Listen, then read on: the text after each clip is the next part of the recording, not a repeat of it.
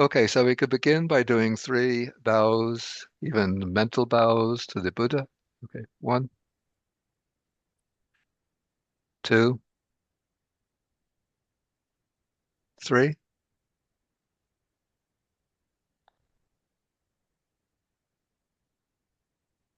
And then I will recite the salutation one time.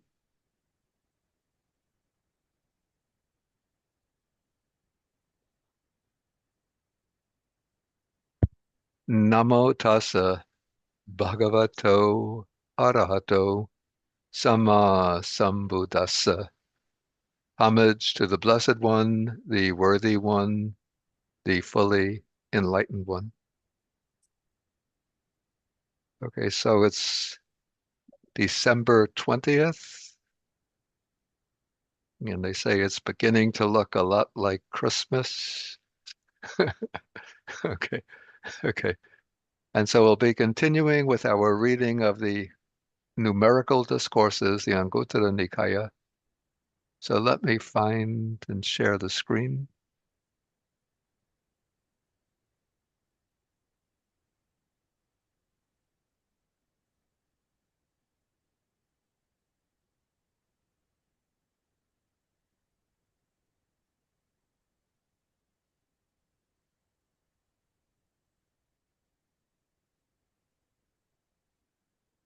Okay, is it sharing okay?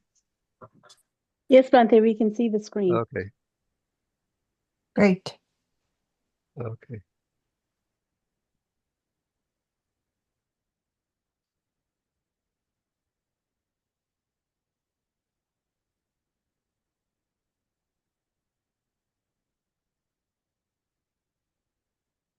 Okay, so what we're doing now, this will actually be our last sutta class for 2025. And so I'm going through a sort of quick, what I call a quick tour of the end of the Book of Sevens, just pausing to briefly look at the more interesting suttas until we get down to the very end.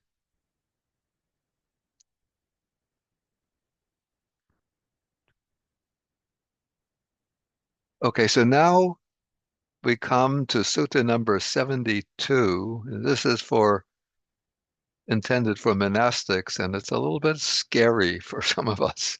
Okay, okay. So here the Buddha is traveling, walking on a tour through the coastline country together with a group of monks. And then at a certain spot, they see a great, like a bonfire burning, blazing and glowing.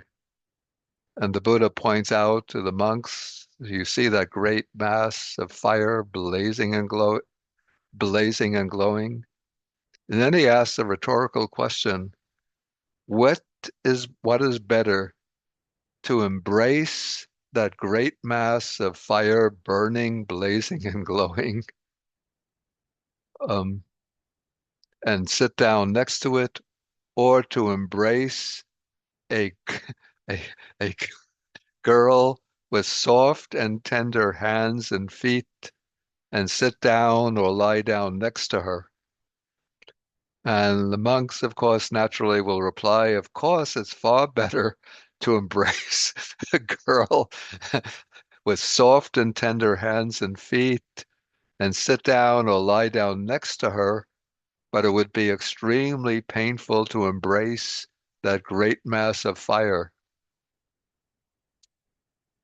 And then the Buddha says, I inform you, I announce to you that for an immoral man, one who's impure and of suspect behavior, and this is important, what comes next, one who is not a samana, not an ascetic because of his behavior, but claiming to be one because of his appearance, having a shaved head, wearing brown robes, carrying an alms bowl, who is not a brahmachari, that's a celibate, though claiming to be one, again, wearing the monastic robes, having the monastic deportment, shaved head, and secretly, and this is the important thing, he's engaging in sexual relationships. And so for that person is presenting themselves as a pure celibate monastic and especially receiving the offerings of the laity on the grounds that the lay people are respecting that person, thinking that this is a brahmachari, a monastic observing the principle of sexual abstinence, but secretly behind the curtains, behind closed doors, they are in fact probably embracing that girl with soft hands, soft and tender hands and feet, and engaging in sexual relations with her. Though it swings both ways, it could also apply to a bhikkhuni who's secretly having sexual relations. Though I have to say, from my own knowledge and experience, probably bhikkhunis who are engaging in sexual relations far, far fewer than bhikkhus who do this. So anyway, the Buddha says that for that immoral man of bad behavior, it would be far better to embrace that great mass of fire burning and blazing than it would be to sit down and embrace that young girl. And what is the reason for that? So, of course, it seems much more pleasant to embrace the young girl than to embrace a great mass of fire. But what is the reason? Because by embracing that great mass of fire, one might undergo death or deadly pain. But if one is observing the monastic precepts properly, for that reason, one would not be reborn in the plane of misery in a bad destination in the lower world in hell. But when that immoral man of bad character and so forth embraces a girl with soft hands and feet and does more than embracing her, but actually engaging in sexual relations with her, this leads to his harm and suffering for a long time. And with the breakup of the body after death, that person is reborn in the plane of misery, in the bad destination, in the lower world, in hell.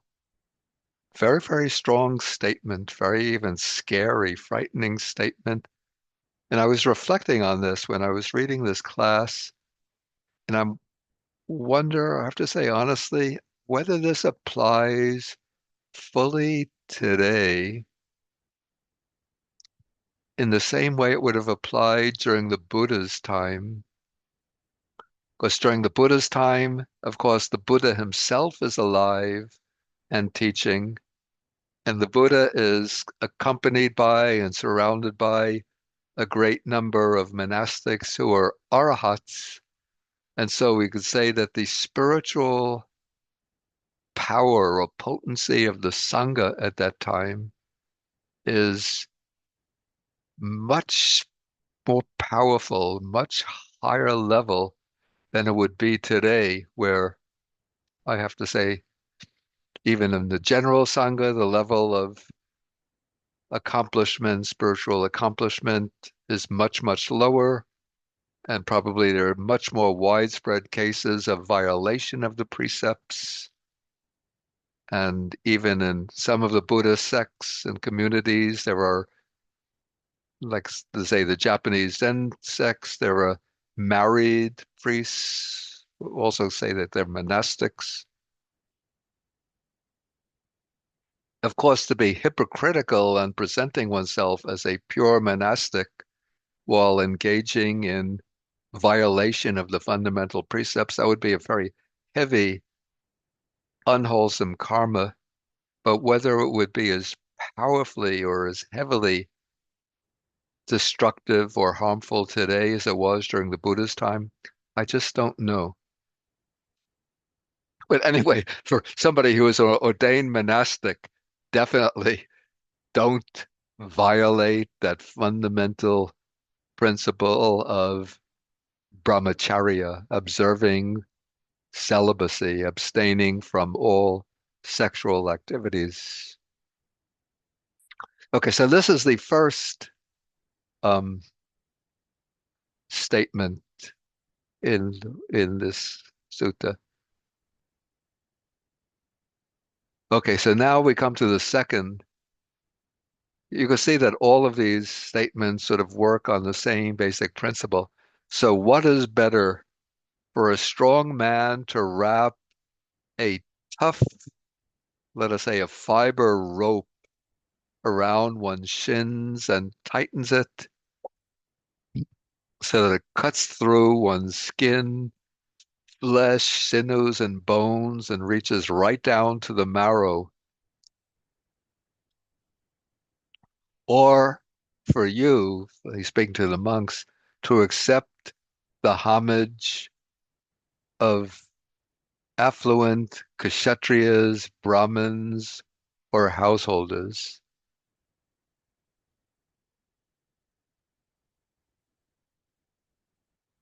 And then the Buddha says it is, or the monks say it is far better to accept the homage of affluent.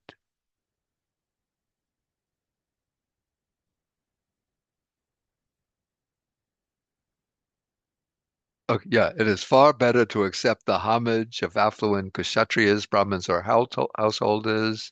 It would be extremely painful if a strong man were to wrap a tough rope around one's shins and then tighten it so that it cuts right through the skin, flesh, and bone and comes down to the marrow. And then the Buddha says, I say to you, again, for an immoral man, same description applies, one who is impure, not an ascetic, though claiming to be one, not celibate, though claiming to be observing celibacy. For such a person,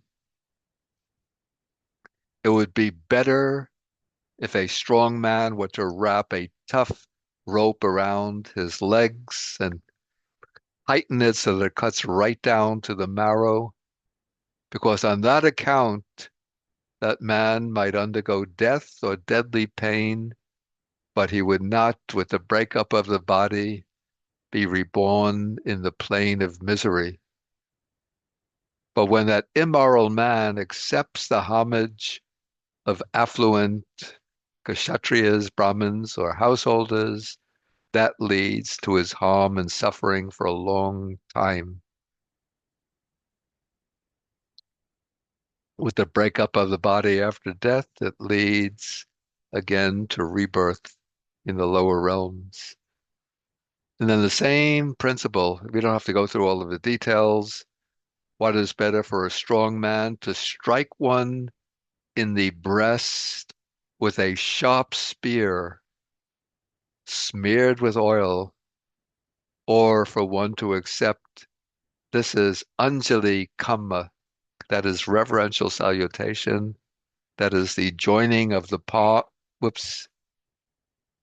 joining of the palms, and then the bowing of the head.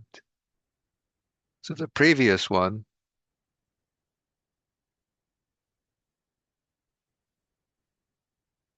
is the homage, and this is abhivadana.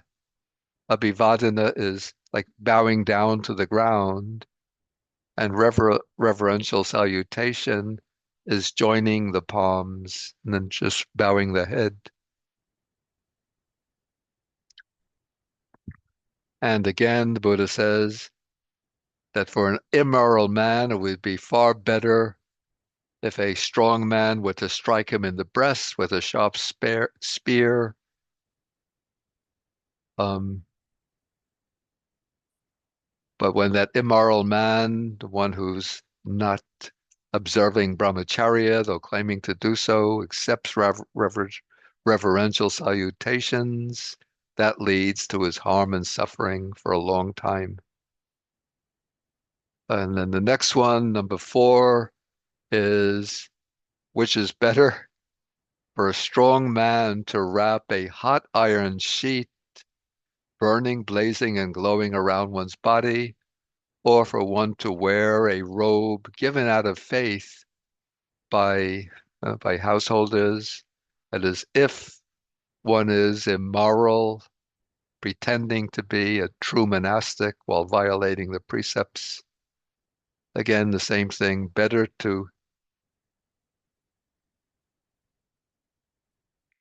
to wear that blazing sheet than to wear the robe given out of faith. Number 5, what is better? To allow a strong man to force open one's mouth and insert a hot copper ball, burning, blazing, and glowing,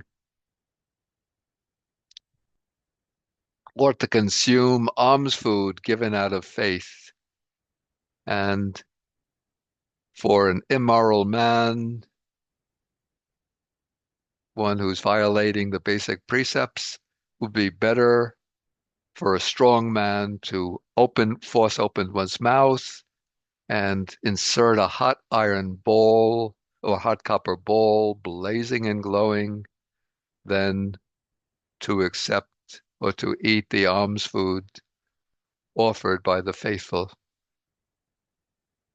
Number 6, what is better for a strong man to grab one by the head and shoulders and push one down onto a hot iron bed or chair, burning, blazing, and glowing, that, or to use a bed and chair offered by the faithful. Again, it's better for the immoral person to allow the strong man to push him onto a hot iron bed or chair, burning, blazing, and glowing, than it would be to lie down or sit down on a chair or bed offered by the faithful. Number 7, so what is better for a strong man to grab one, turn one upside down, and throw one into a hot copper cauldron, burning, blazing, and glowing, this, or to use a dwelling given out of faith by faithful devotees? And the monks say it is far better to use a dwelling given out of faith by faithful devotees. It would be very painful to allow a strong man to throw one into a hot copper cauldron. And then the Buddha says, I inform you that for that immoral man of bad character, one who's not an ascetic, though claiming to be one, not celibate, though claiming to be one, inwardly rotten, corrupt, depraved, it would be far better for that strong man to throw one into the hot copper cauldron. Why is that?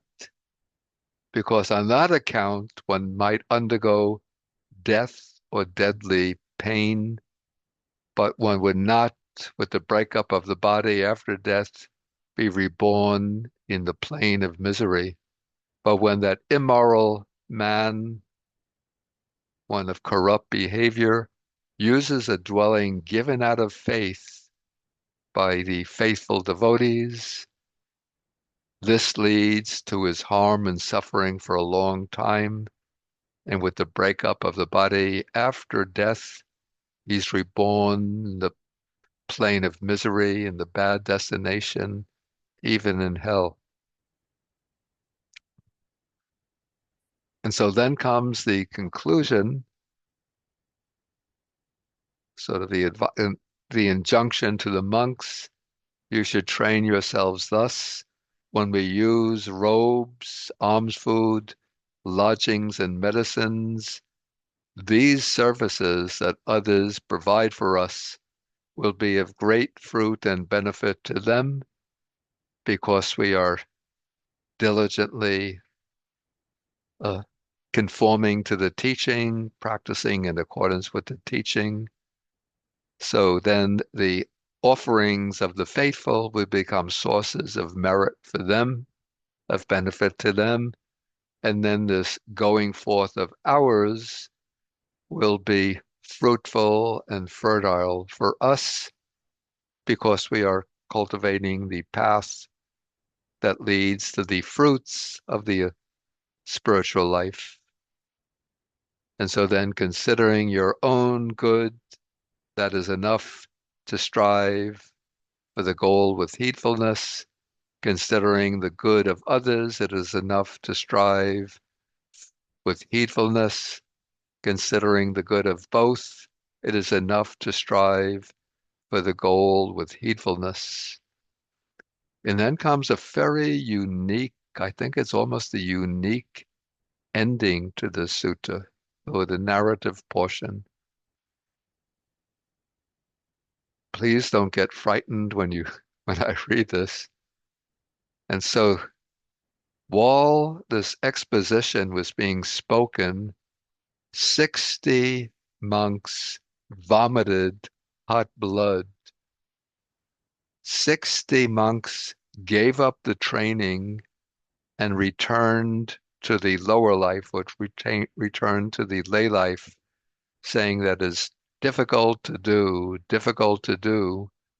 And the minds of 60 monks were liberated from the asavas, from the taints, by not clinging. And then there's a note, let us see, from the commentary. I'll increase the point size. Oops, too much. So this is the commentary, and it's actually on an earlier sutta, but it refers to this passage. It says, the monks who vomited hot blood had committed parajika offenses. The parajika offenses are the offenses that entail that one is expelled from the sangha, that one loses one's status as a legitimate monastic.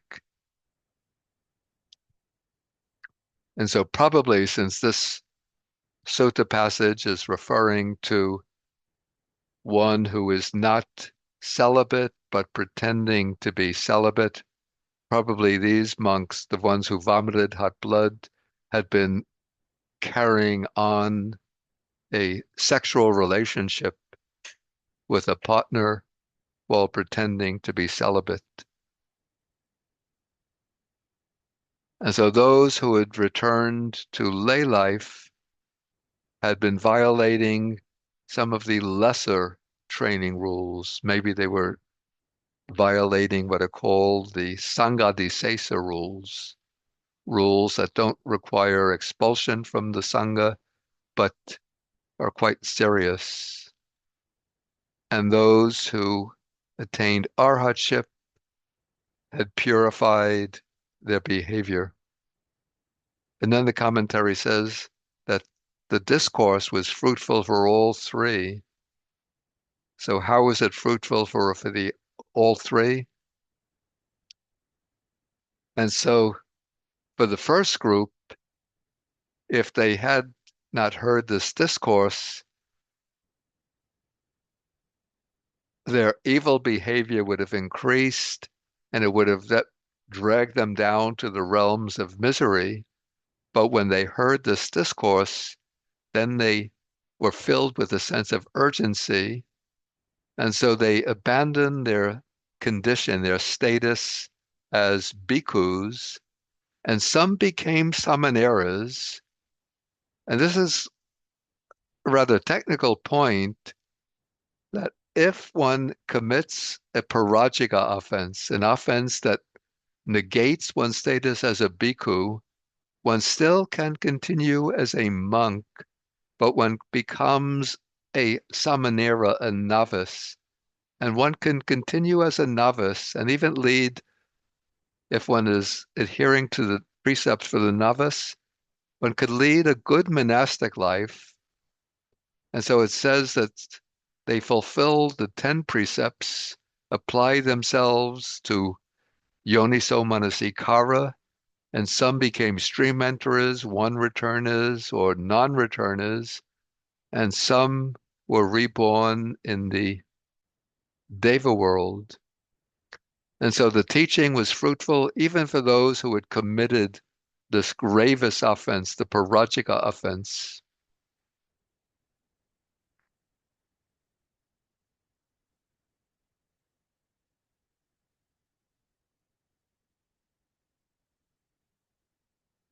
And then the others who are violating the lesser rules of training, if they had not heard this discourse, they would have gradually committed the heavier offenses, the sangha, disesas, and parajikas, concealing their conduct, and they would have been reborn in the realm of misery and experienced great suffering.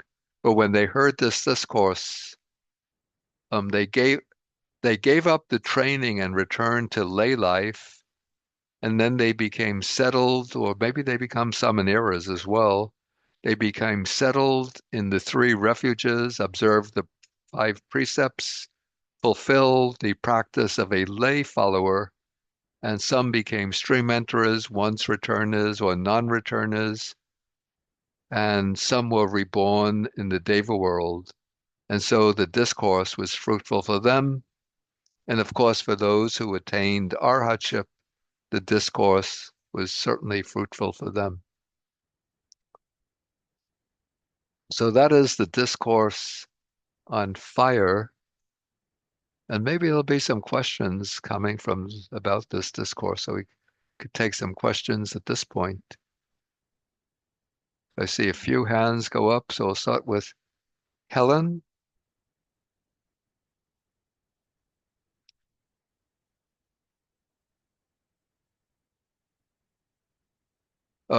Maybe, Sorry, that was a mistake. okay, so that was a mistake. Okay, so then Elizabeth,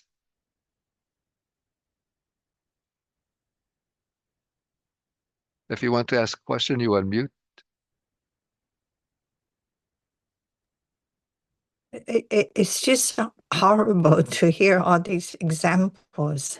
Yeah, I told Is there you any that's scary. background? Is there any background for this? There must have been some background that comes in the commentary. I don't remember it, but certainly from the ending portion, oops, where we have the 60 monks vomited hot blood. Um, so probably the background story would have been that there were these monks who were engaging in the heaviest offenses, the parajika offenses, especially engaging in sexual activities and concealing it. Probably that was the Buddha's motivation for speaking this discourse. I think I looked in the commentary, but didn't find a background story, but that would probably be the reason for the discourse. Okay, we go to Gita. Thank you, Bhante, for sharing the Dhamma with us. Sadhu, sadhu. Bhante, always, we're so lucky to have you. Bhante, I have a question for you in regards to the Mahaprajika rules. I thought there were like 6 offenses altogether, and you go straight to Avicii hell, like in the example of what happened with um, one is Devadatta, and the second one I can think of is the king's son who Yeah, that's imprisoned him, Ajatasattu, the king of, Ajatasattu yeah, and Devadatta, right? So, yeah, I mean, here it's saying that you can redeem yourself. Like if you killed your mom, dad, or created a schism, and you have the wrong view, all these offenses will lead you straight to Avicii hell. You have to suffer for that. Even Mahamoggallana's past materializes as a great arahant. and how he died. So I think whatever Buddha has taught then, 2,500, 600 years ago, is still applicable if the Mahasangha, I mean, breaks these rules that Yeah. Buddha has Okay. laid Wait. down, Yeah. right? Wait. I think you're mixing two things. Okay, Bhante, yeah. I was thinking maybe I'm Okay. getting confused. Okay. There are five things which are called, what's the expression? Anantarika. Anantariya Papa Karma. Yeah. Anantarika deeds. So these are deeds which have an immediate consequence in the next life and lead to rebirth in the lower realms. So those, what are the five deeds? So killing one's own mother, Mother, killing one's own father, father, and sadly, here in the United States, just last week, there was a young man who killed his mom and dad, famous father and mother. The father was an actor or a movie producer, director, producer, yeah. director. Rob Okay, Reiner, yeah. yeah. Okay, so killing one's mother, killing one's father, so he committed two of them. Wow, Mm-hmm. terrible. Um, Killing an arahant, Mm-hmm. then with the mind of hatred, causing the Buddha to bleed, Mm-hmm. and then maliciously fomenting a schism in the Sangha. So those are the five terrible deeds. Yeah, you Is say, wrong view, Bhante, is wrong view not the sixth one?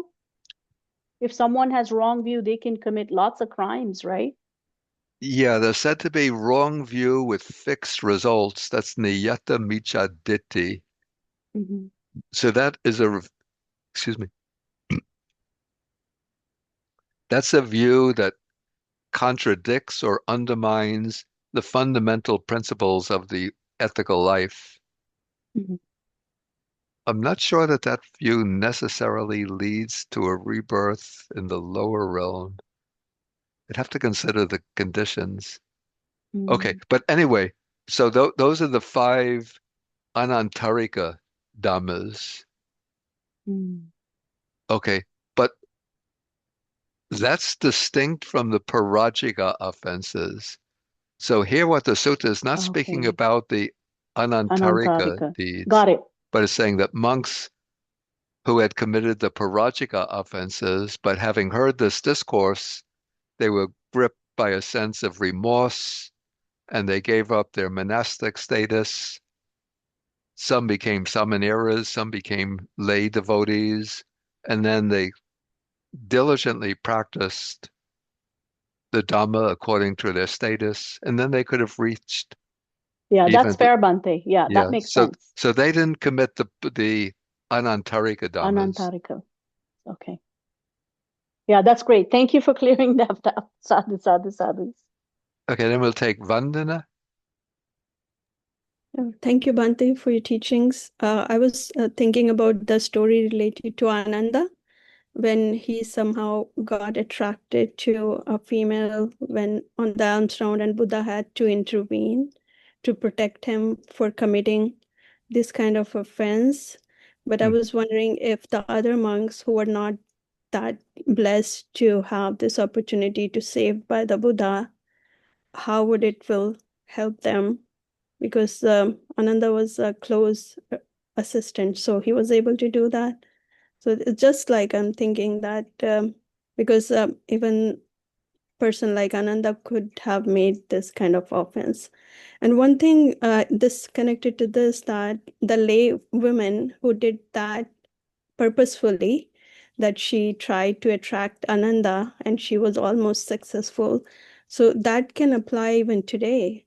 Maybe some lay people can be so close to the monastics and somehow it can lead to one thing or another. Yeah. So how would the lay people should know their limitations by, like you're sharing today, and so many Hmm. people know that they should know their limits, going very close and appreciating, and then showing so much affection towards monastics. Sometimes it can be misleading.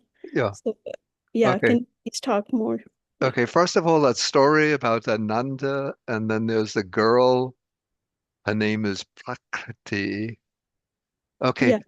that story, we don't have it in the Pali or Theravada tradition. I think the original story is it might be a collection in the Sarvastivada school, which was a school that flourished in northern India. And then that story migrated into a sutra, a Mahayana sutra called the Shurangama Sutra. Yes, yes. Is that where you heard about it? I From the yes, and Shuranga, yeah, I read in that, and also it was shown in one of the famous TV show. a TV Because show.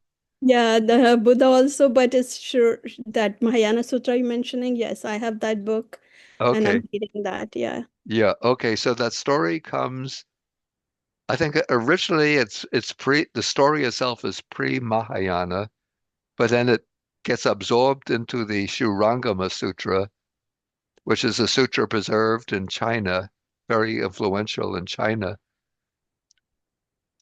That I think in the story, Ananda comes to a well and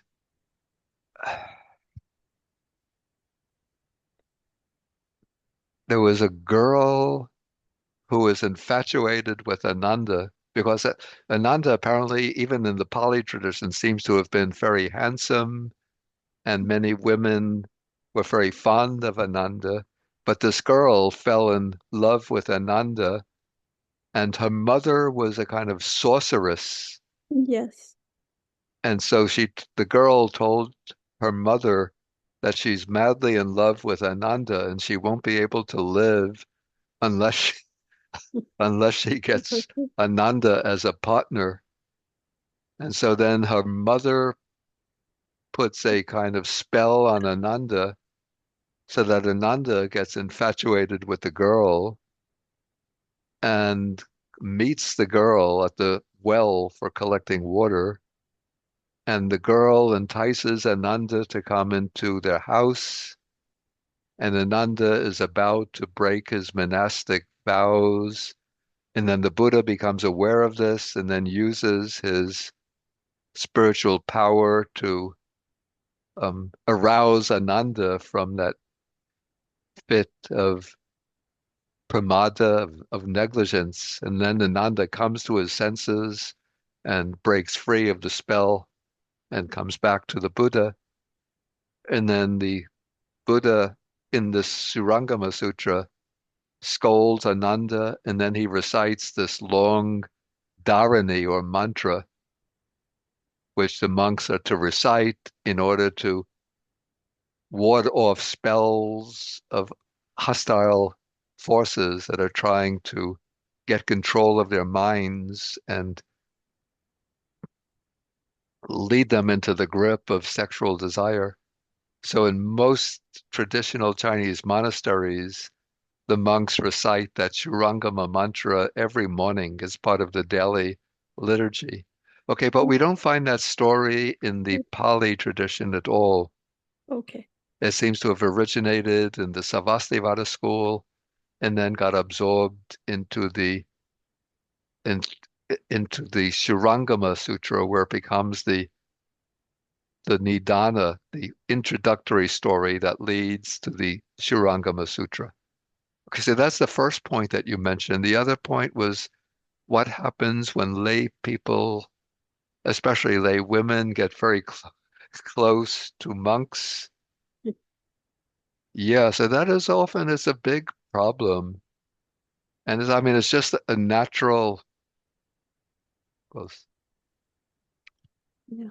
Because many lay people come to Buddha's refuge when they're suffering, any personal suffering, and then they see monastic as pure, and they want to get support from them, and but as a human being, it might lead to something else. So just like then I thought of Ananda, and that Yeah. women who was attracted to him. So yeah, it's Yeah. difficult. So Yeah.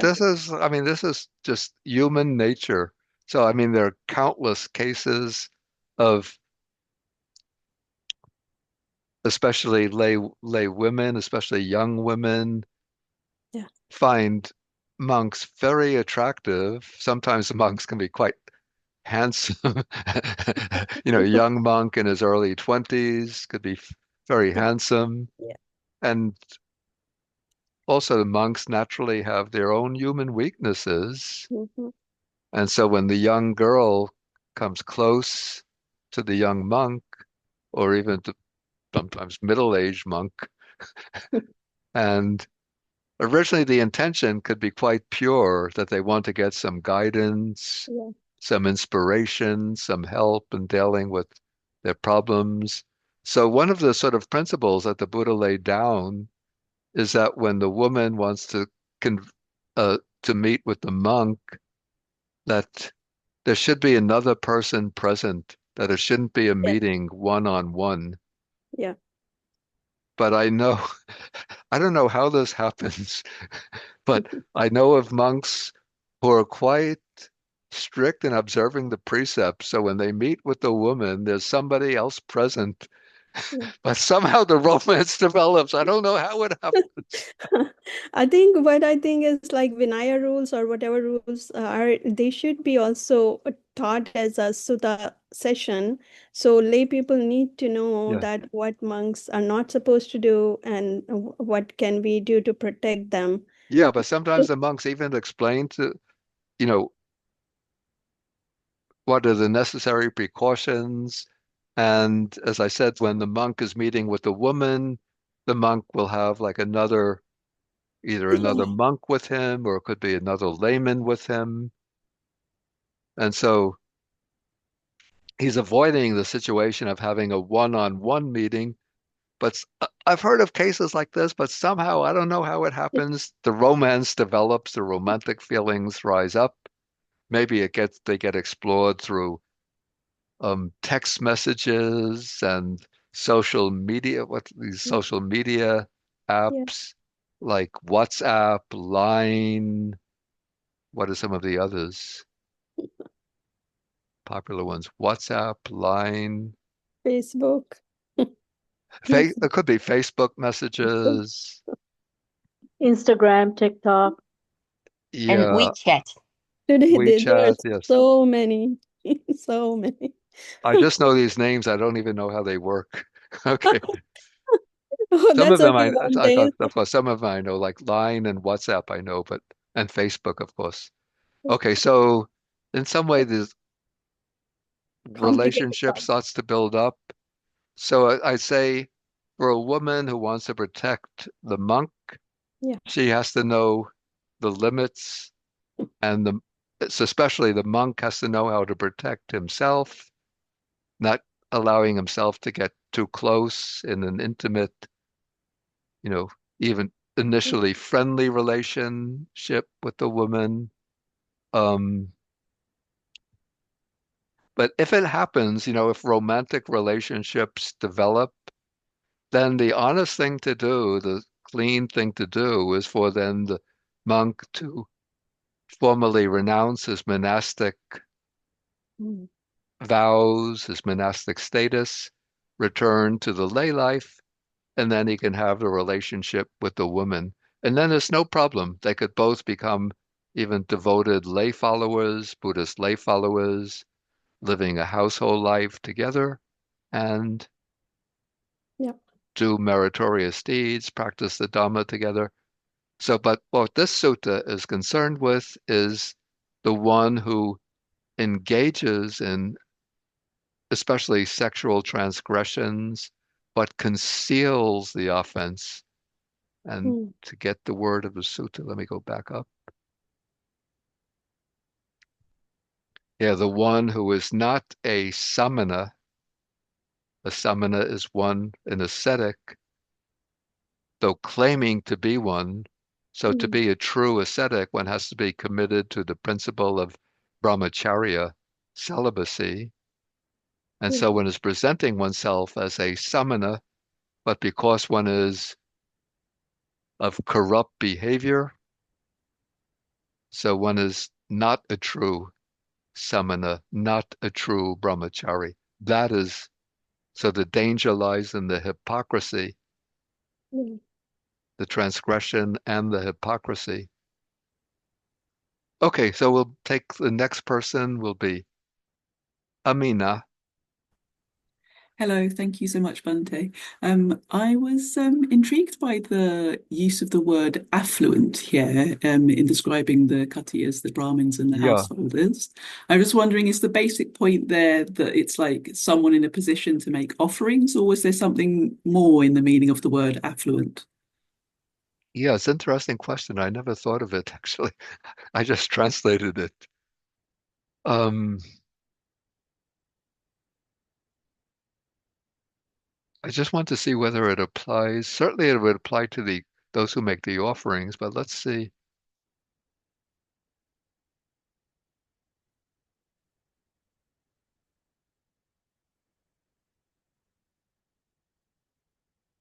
Yeah, it also applies to reverential salutation and the and Anjali, the reverential salutation. Yeah, I just don't know why. Certainly it would seem to apply to anybody who makes it doesn't have they don't have to be particularly affluent, but anybody who makes who shows homage, who pays homage, who does the Anjali or make offerings of things to the monastic, thinking that they're observing the pure precepts while they're transgression. Yeah, I just never thought of the role of that word here. Okay, thank you so much, Bhante. Yeah. Okay, next will be Chaya. Thank you, Bhante. Just a small point, Bhante. The 60 bhikkhus vomiting hot blood. Yeah. Um, there are other examples, aren't there, where people vomited hot blood? I always thought they died afterwards, but it doesn't seem to be the case. Just wanted your clarification, Bhante. Thank you. Yeah, here in this case, of course, they don't die. Okay, thank you, Yeah, Bhante. yeah. Okay, so then we come to Rick. Yes, thank you, Bhante. Thank you for your teaching. I've got an off-center question. Actually, early in my practice, pretty deep in my meditation, there was on two different occasions, where I began vomiting. And I just wanted some clarity. I've never asked the question of my teacher or anyone else. Can you give me some perspective on that? Wow. I just don't know whether the meditation brought on the vomiting or it could have been something that you ate that didn't agree with the system. Okay, thank you, Yeah, Bhante. I just don't have an answer to that. I understand. I didn't know if it was a purification process or if it was just the body just erupting in some way, shape, or form. Yeah, sometimes meditation often can have sometimes strange effects on the mind, but something that causing vomiting, that I've never heard of that before. So Yeah, two occasions. It was very two strange. occasions. Yeah. Do you know whether you ate something that was disagreeable before? No, I'm a light eater, and there wouldn't have been anything that would have brought that to mind. It always just stuck in my mind that it was some kind of purification. There was some energy that needed to be expelled. That is possible. That is possible. Well, thank you, Bhante. I don't have personal experience with that, but that's just a possibility. Sure, thank you.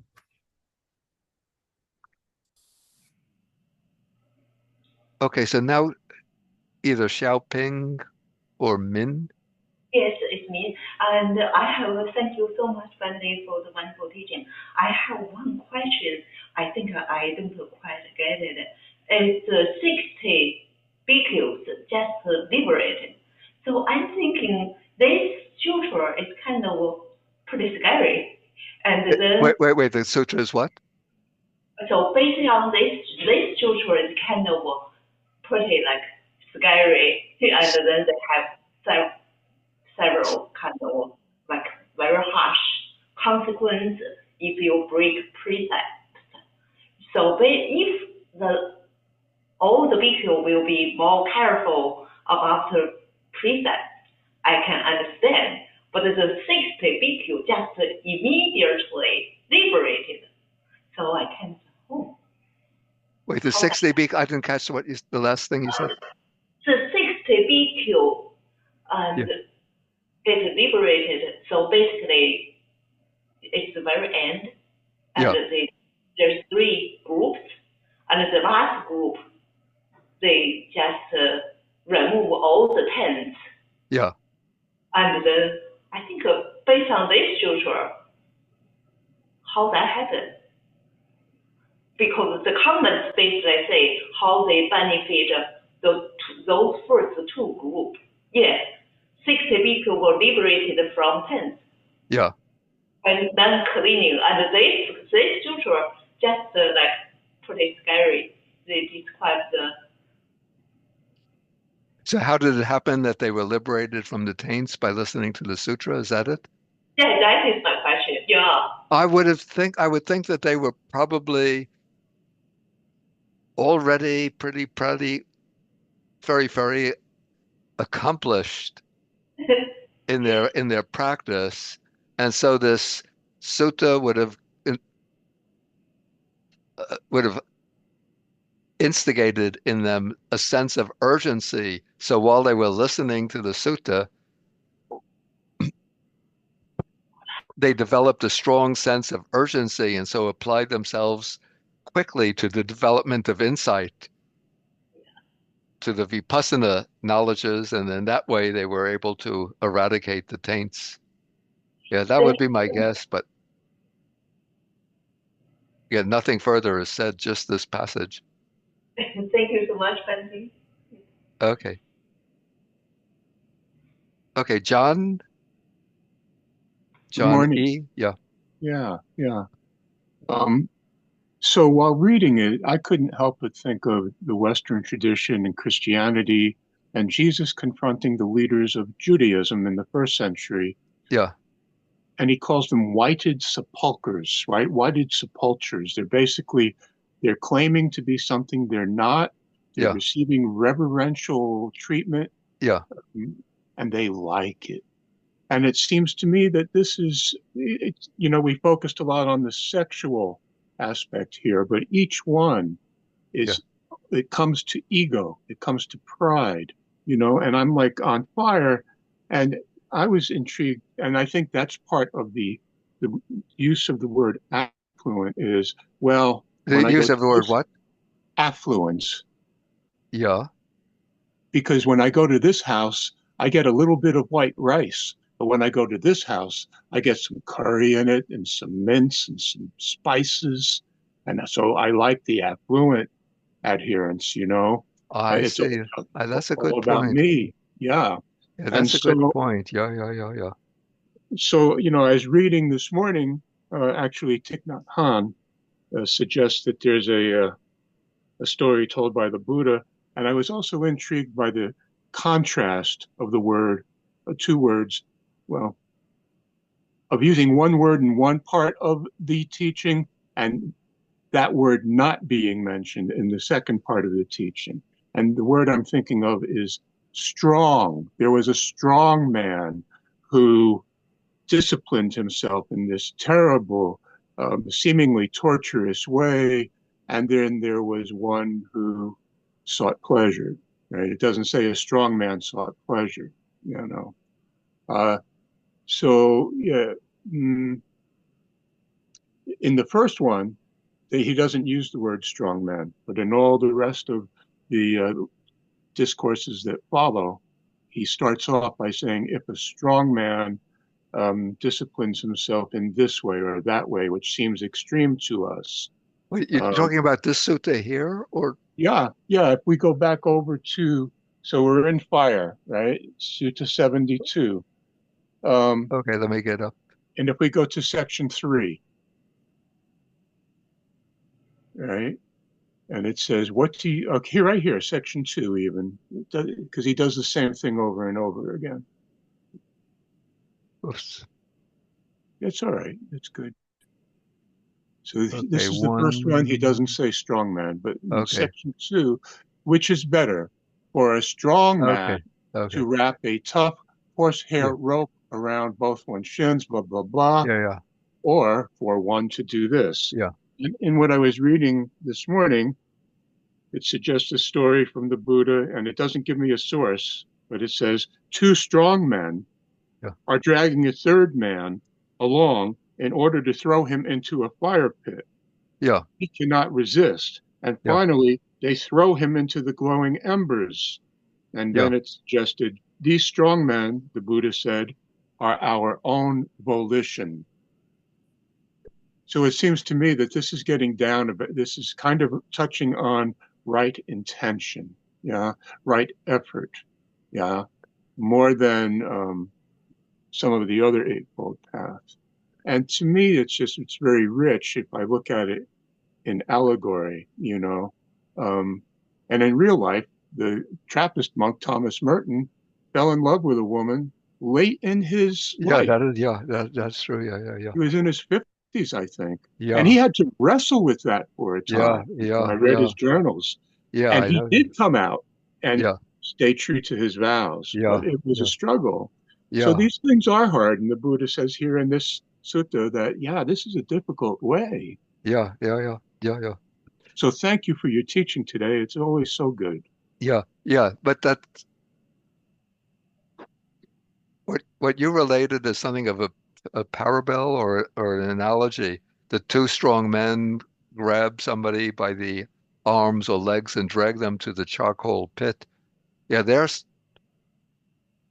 in that case, the two strong men are said to represent, I think, volitional formations. Yeah. Yeah, but here in this sutta, the strong man is not representing something else. It's just an example given to show, the contrast between the pain that a strong man might inflict on you or the pain that will come from being reborn in hell after, say, accepting the salutations. So it's somewhat different. Yeah. Yeah. Yeah. What you say about Thomas Merton, of course, Thomas Merton was very, very, very deep, contemplative Trappist monk. And he had some illness. And the Trappist monks, they very, very secluded. It's like an enclosed order. But he had some illness and had to go to the hospital. And in the hospital, he was being looked after by a nurse, I think. And then he developed very warm, affectionate feelings towards that nurse, and he was tempted to leave the monastic life. But then he decided to remain faithful to his vocation. Okay, well, I see a few more hands, so I'll have to go quickly through the questions. So Kathy is one. Yes, Bhante, thank you so much for your teaching. I just have a quick question in regards to the sutta that mentioned about the immoral man, Yeah. not an ascetic, but claiming to be one. Is Yeah. that is it only referred to like the Sangha Bhikkhu, or is it referred to any type of immoral man, Bhante? In this sutta, it's specifically it's referring to somebody who is a monastic, because Okay. it uses the expression, it's not just an immoral man, but it goes on to say that one who is not an ascetic, a samana, claiming to be one who is not a celibate, a brahmachari, but claiming to be one. Okay, thank you, Of Bhante. course, for an immoral man to be committing transgressions, of course, that's going to be unwholesome and create unwholesome karma. But the Buddha is directing this sutta directly to his own community of monastic followers. So it's intended for them, Okay, thank you, a Bhante. kind of warning for them. Thank you, Bhante. Okay, so we take Yenny. Bante, thank you for the teaching, Bante. Yeah. I have a question in terms of the rules for the monk. Yeah. In regard to the lay person. What is your advice, like when there's a monk, right? Ask a lay person, a woman lay person, to be his kapiya. You know, the one that take cares of the dana when somebody make a dana to the monk. Well, one like to do the good deed, right? But on the other hand, Wait. Speak a little more slowly. okay, if there's a monk, Yeah. ask a women lay person to be his kapiya. Yeah. Kapiya, the person that taking care of that when in Thai tradition, whenever like lay person giving a dana to a monk, usually there's a kapiya that taking care of the finance. Yeah, right? that's no problem at all. That's no problem. But there is no problem at all, Bante. No. That sometimes it's probably like it's best to have like the man lay person to do that rather than a woman. So that's probably I have the wrong understanding. Say again. I'm not. Maybe get closer to your microphone. Yes, I thought that it's better have to have a man lay person to be the kapiya rather than a woman because it's a monk. If it's a nun, probably it's good for the Yeah, it women. really depends on the circumstances, but I don't see that there's any kind of breach of the precepts if the monk has a woman serving as the kapiya. Okay, and on the other hand, it has to be probably have two women better than just one woman, right, Bante? Because That would that way. probably be better. Yeah. Oh, okay, Bante. I just want to get the affirmation for Yeah. that. Yeah. Thank you, Bante. Thank you for the teaching always. Okay. Allison, we'll take this, will be the last question. Good morning, Bante. I have a quick question. I just want to following the comments from John E. Yeah. Every time when I read and studied sutra, as a woman, I felt the sense of the sutra many times as the history developed. Is emphasized on men being trapped or enticed by women. Yeah. And the three poison, greed and hatred and ignorance, are universal. Yeah. So I want to know how do you interpret, how do you study, how do you cultivate wisdom and compassion? And a lot of times the sutra, in that, based on the history, based on the sutra written, you can tell it's still run by men. Yeah. Men's world. Like today, for example, today you see the society internationally, we run crazy by men. Yeah. And we are tolerant with that. And we are what? We tolerant. We are very tolerant with that. Yeah. If a woman do that internationally, I think by this time she will be dead. So I want to know the question. I know this is off the track. As a Buddhist person, and as a woman, how do I find balance between wisdom and compassion when I'm studying Buddhism? That's all my question. That's a big question.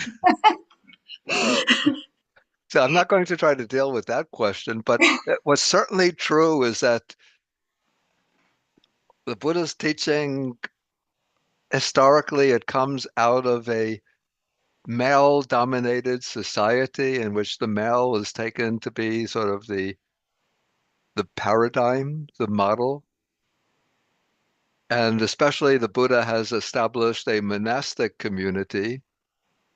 And, in the story about the Buddha's own struggle for enlightenment, at least in some of the legendary stories, there's always the story about the temptation by Mara's daughters. The three daughters of Mara come to him to try to tempt him. And even after his enlightenment, Mara's daughters come to try to shake him down from his sort of the throne of enlightenment. And the problem faced by the monastic community or by the monks is that of the temptation from women, the temptation to transgress against one's monastic precepts and to engage in sexual activity. Of course, that's a problem once the Buddha established the Bhikkhuni Sangha. The sort of opposite problem arises for the bhikkhunis that laymen get attracted to them. There's even some reported cases of rapes of bhikkhunis. And so the Buddha had to lay down also rules for the bhikkhunis and their relationships with men. So it cuts both ways, but because probably the greatest number of the Buddha himself was a male, and the greatest number of the Buddhist monastic followers were bhikkhus rather than bhikkhunis. And so you see that there's more emphasis in the suttas and the Vinaya on the proper conduct of monks in relation to women rather than on the conduct of bhikkhunis in relation to laymen. Okay, so I'll just have to deal with that part of your comment and not deal with the balancing of wisdom and compassion, which requires a year-long course. Okay, we'll just have to take two questions quickly because time is running out. So we'll take Samantha Jayatilaka. Thank you, Bhante, for taking my questions and for your wonderful teachings.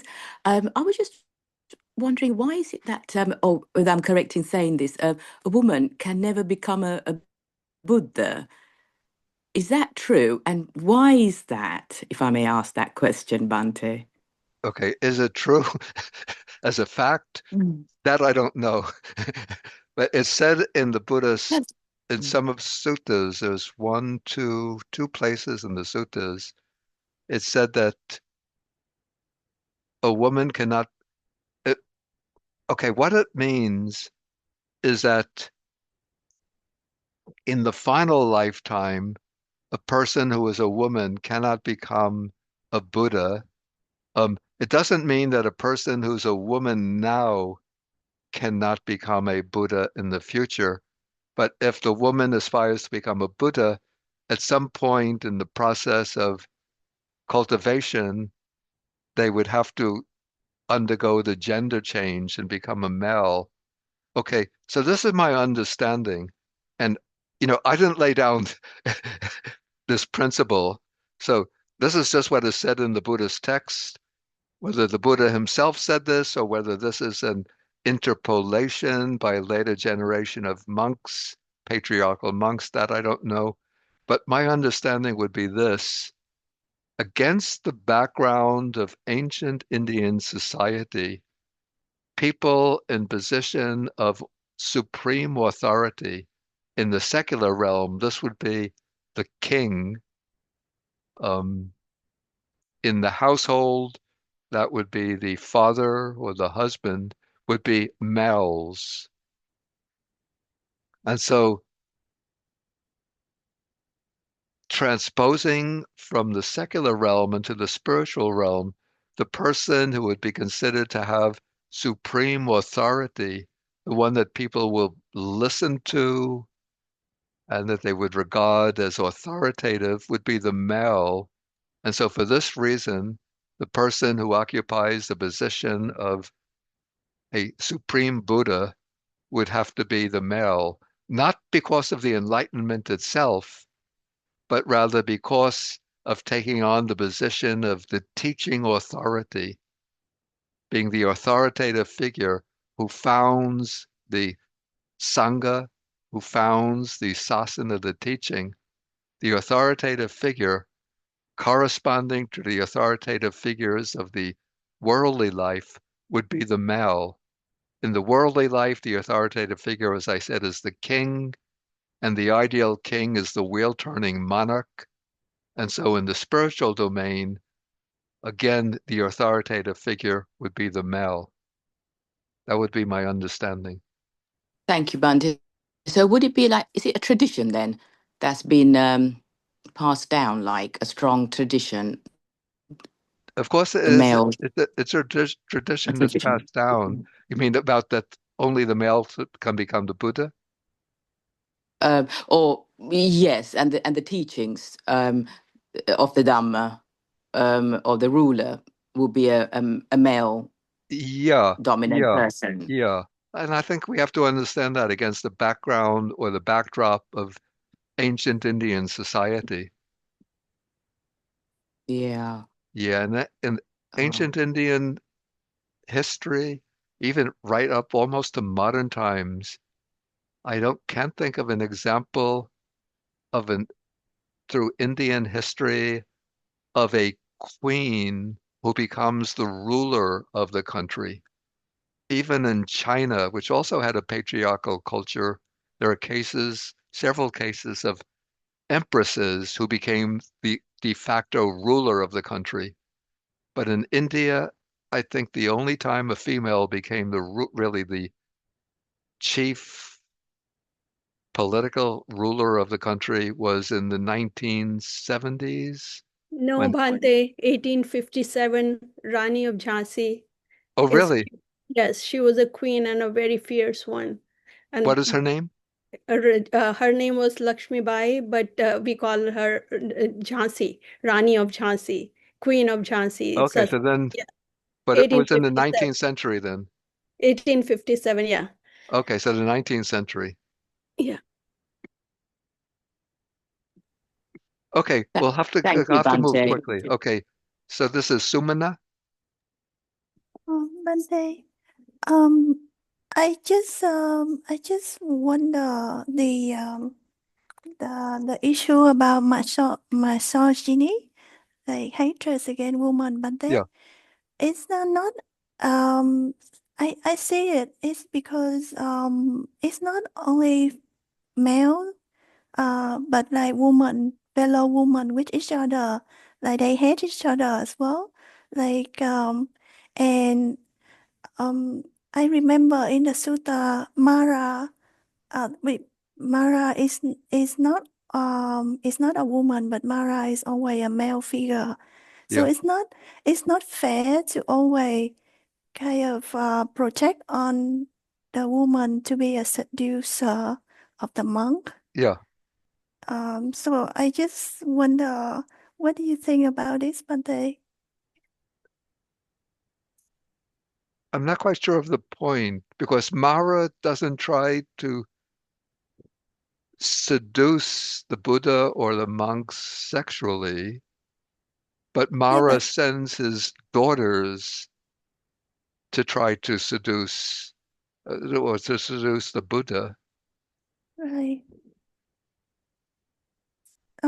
So so okay, yeah.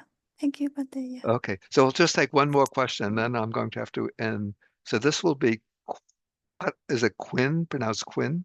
Yes, sir, Quinn. Okay. Hello, Bante. So I'm just following up with Samantha's questions regarding female cannot be Buddha, Mara, wheel turning monarch, and Brahma. Is that true? Okay. Okay, so the wheel turning monarch, so that is the ideal ruler in the secular domain, is supposed to be always a male. Um, Mara also, so it's not only good positions, Mara also will always be a male, because Mara is the supreme authority in the domain of the evil ones. And then Brahma, but this is a bit strange because it said that in the Brahma world, there's no sexual differentiation. So there's no male, no female in the Brahma world. So a woman can be reborn in the Brahma world, but in the Brahma world, there's no sexual differentiation of males and females. So it doesn't make sense to say that, even though I think the sutta says that a woman cannot be Mahabrahma, but in the Brahma world, it said that there's no differentiation of males and females, so it doesn't make sense.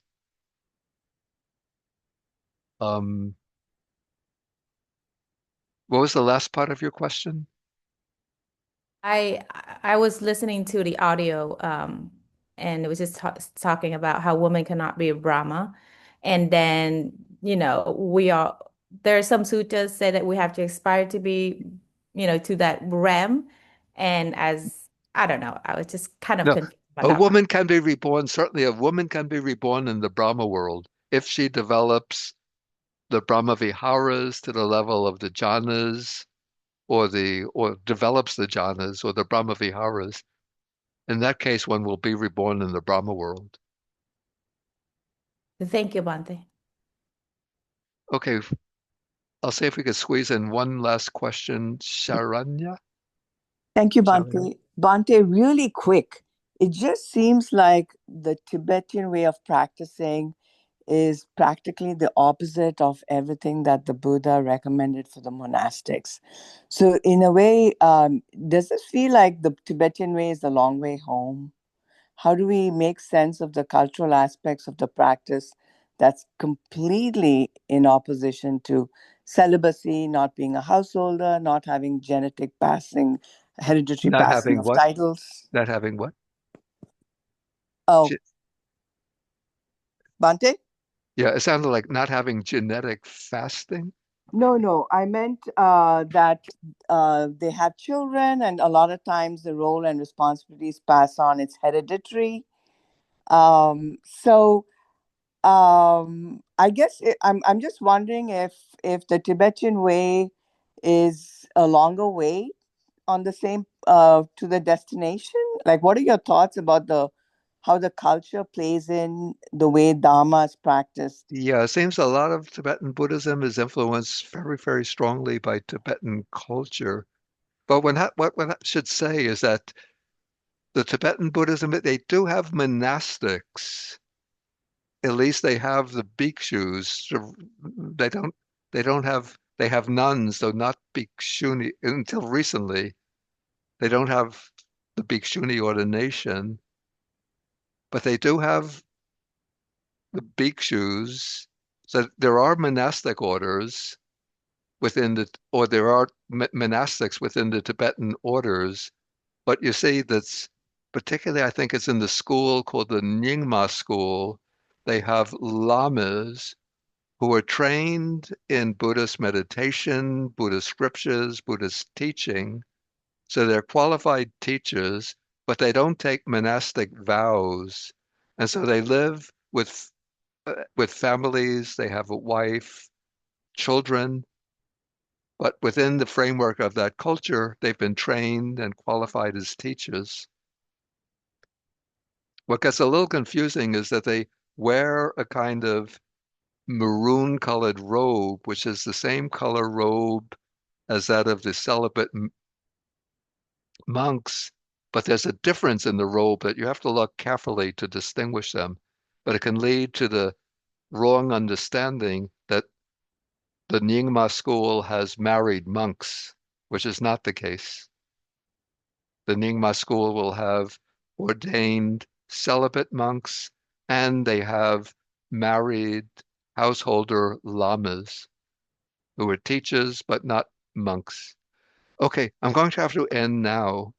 And I want to mention that I have a heavy load today. This afternoon, I have to give another Dhamma talk in Germany to the German Buddhists. And you're welcome to join that talk. It's at 1:30 Eastern Time. And the link to it will be in the announcement that was sent out from Chuangyan Monastery for today's talk. In that email, you'll see part of the email says that Bhante will be giving another talk to the Buddhist community in Germany at 1:30, and then the link will be there. So if you want to join that talk, you're welcome to join as well. And that will be 1:30 Eastern Time. Okay, so we're going to end now. So we'll end with the sharing of the merits. So I'll recite the verse in Pali. Akasa tacha bhumata deva naga mahidika punyanta manumoditva chirang rakantu sasanang. Akasa tacha bhumata Devanaga Mahidika Punyantang Anumoditva Chirang Rakantu Desanang Akasa Taja Bhumata Devanaga Mahidika Punyantang Anumoditva Chirang Rakantu Mang Parang Dukkha Pata Janidukkha Baya Pata Jani Baya Soka Pata Jani Soka Antu Sabe Pipani no. May those in suffering be free from suffering. May those in fear be free from fear. May those in sorrow be free from sorrow. May all living beings also be thus. And then I also should mention that I was going to try to end the sevens today. Didn't succeed because the sutta took a lot of time. So next week we won't have a class, but after the new year, this will be January, I think it's January 3rd. We'll try to finish the sevens that day. And then the next weekend, we have Buddhist Global Relief. We'll have its New Year's online retreat. And then following that, we'll have during the winter months, then we'll have a Saturday meditation program, 2 sessions, morning from 9:30 to 11:30, afternoon from 2 to 4 p.m. Oh, thank you so much. Okay, so let us do the ending with the 3 bows to the Buddha. Okay, we do 1, 2, and 3. Okay, so I wish And a bow everybody to Bhante Bodhi. Thank you, Bhante happy Bodhi. holidays. Bhante. And may you Thank all you, be Bhante. safe. Be safe, happy, Thank you, be Bhante. well, Thank you, Bhante. Okay. Sadhu, you, Take Bhante. care of your health, Happy Bhante. holidays. Thank you, Bhante. Happy Bhante. holidays.